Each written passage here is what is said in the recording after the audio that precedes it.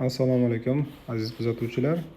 Bugun bizda termosplint olish jarayoni bemorimizga ikkilamchi strukturali rinaseptoplastika amaliyoti bajarilgan va hozir demak termosplintlarni yechdik.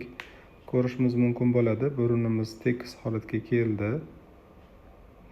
Ancha ishlari qaytgan, ko'karishlar deyarli yo'q, nafas olishlari erkin bo'ldi.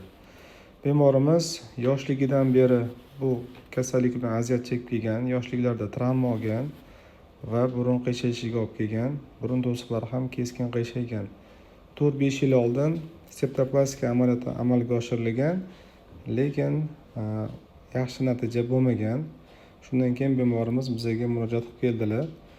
Ko'rganimizda tashqi burunlari chapga keskin qiyshag'ida, burun to'siqlari ham qiyshaygan, shu tariqa burun uchi pastga cho'kkan edi va burun bel qismi paydo bo'lgan hamda burunni ildiz qismi anchagina chuqur edi. Bularni hammasini demak ochiq strukturali rinaseptoplastika yordamida bartaraf etdik. Buning uchun bemorni qovurg'asidan foydalandik va hozir ko'rsak bo'ladi, mana burnimiz to'g'ri shakliga keldi.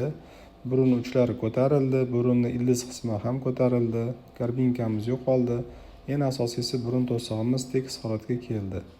Endilikda bemorimiz erkin nafas olmoqda va demak burun shakllari ham to'g'ri shaklga keldi.